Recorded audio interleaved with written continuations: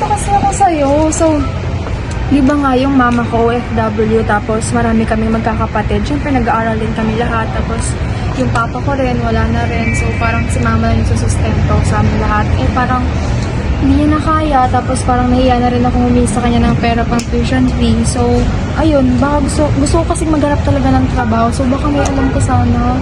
You know that I work naman, di ba? I feel so sorry para talaga sa'yo. Gusto mo, try mo yung link na send ko sa'yo mamaya. Doon ka maghanap ng work. Maraming available doon. Make sure na qualify sa skills mo. Oh my God, thank you so much for your help. Sure, of course. You know me naman.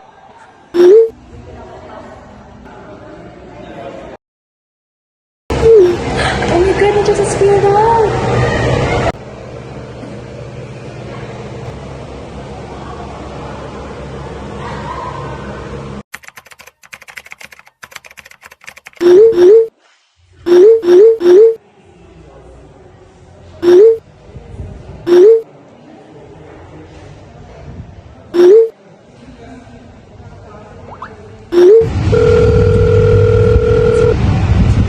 Hello po? Sino po sila?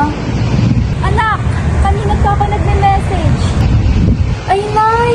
Pasensya na po, hindi ko po nasasagot yung mga text nyo. Kanina pa po kasi umaga, hindi ko po ma-open yung social media accounts ko. Sorry po talaga. Na-receive mo na ba yung pinadala ko sa'yo? Pangpagamot ng lola mo at pang-project mo? Ha? Anong sakit po? Si Lola may sakit? Project po? Pera po project? Nay, wala po akong... Hindi po ako humihingi sa inyo ng pera, Nay.